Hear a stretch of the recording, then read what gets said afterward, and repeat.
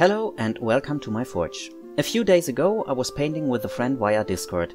At the moment it's not possible in a different way. During painting he asked me if I knew about a manufacturer for Scots looking like the Scots in Mel Gibson's Braveheart. Then he showed me an image of the clan warriors of Lamedon, I hope I'm pronouncing this right, and told me he wanted to reinforce his existing unit. After this I started digging in my bitzbox and built a warrior from scratch.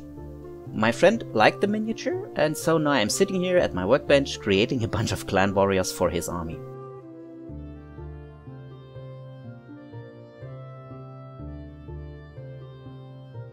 In the end, this is a kind of recycling of older parts which are leftovers from the conversions and ended up in my bitzbox for quite some time. Additionally, these miniatures are proxies, so they won't look like 100% copies of the Games Workshop miniatures. One thing I will stick to are the kills of the Clansmen, otherwise you could use any normal warrior. The only sets which I know have miniatures with kills in plastic are Scottish soldiers from the Napoleonic Wars. So I solved this problem by using the knights and sergeants from Perry Miniatures and Fireforge. They have quite long tunics, which can be kills. The two-handed swords are also from Fireforge and Perry Miniatures. And for the rest, everything what's in a bitzbox can be used.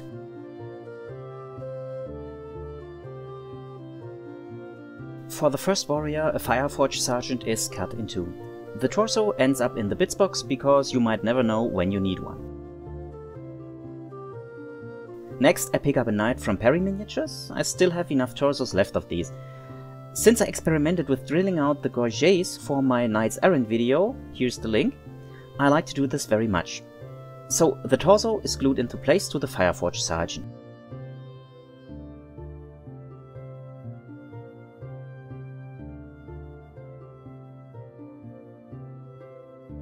When the glue is hardened, the helmet is removed and the drilling begins, so a new head can be glued into place, which comes from Victrix. The drilling is done in 3 steps.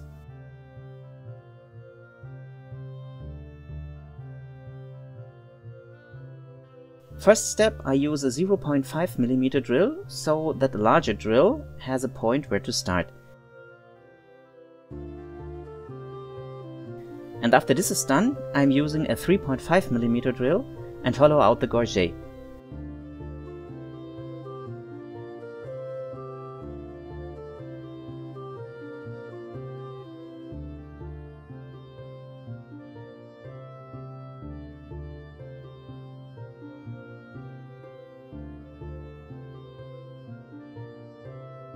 Before the head is glued into place, a connection with brass wire is made.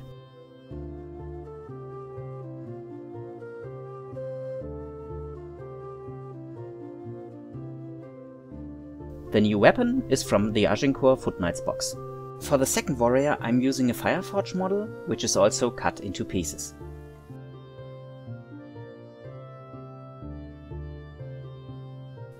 Next, a light cavalryman from the Perry Miniatures Light Cavalry 1450 to 1500 set comes on the table and is also cut in two. This one is wearing a jacket under which a breastplate is shown.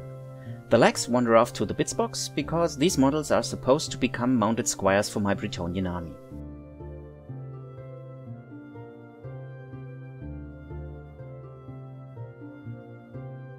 The model seems a little bit small, so I glue a piece of plastic card to the torso, which is then brought into shape. After the parts are glued together, it's time for a new head. This head is from a British paratrooper from the Second World War.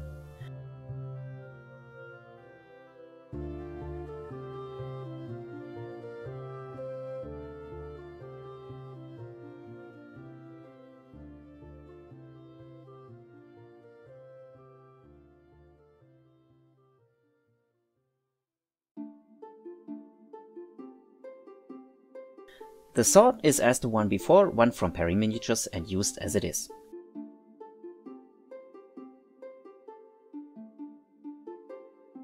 In the end, the plastic card is hidden by green stuff and the jacket is resculpted.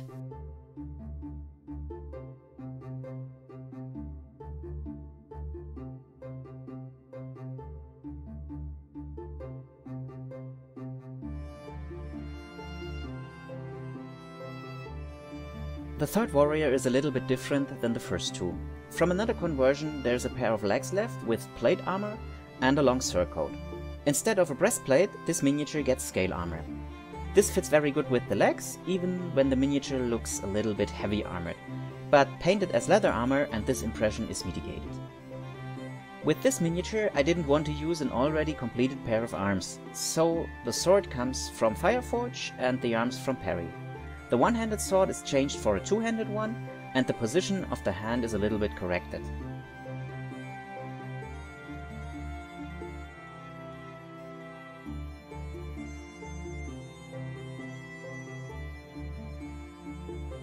Then the arm is glued in position as if the man is raising his arm in victory, and a hat with a suiting expression is added accordingly.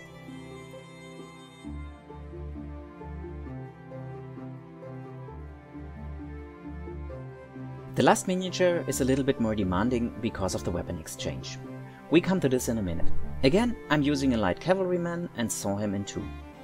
This one is wearing a closed surcoat and the torso is glued to a pair of Fireforge legs, as before.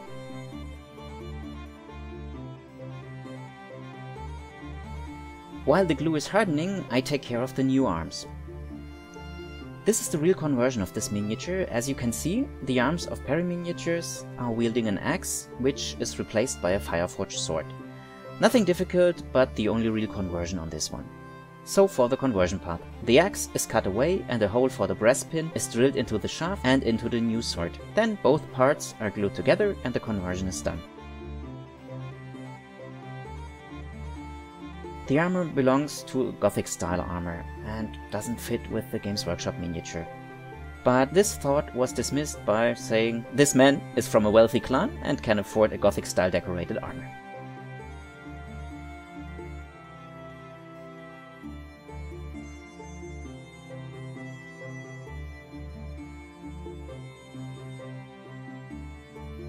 And here are the completed miniatures. I also added the two miniatures I built as a test. If you liked the video and want to support my work, then like, share and subscribe, or leave a comment below. And if you want to see how I started all with the Lord of the Rings miniatures, here's the video to the Riders of Rohan conversion. See you soon in my forge.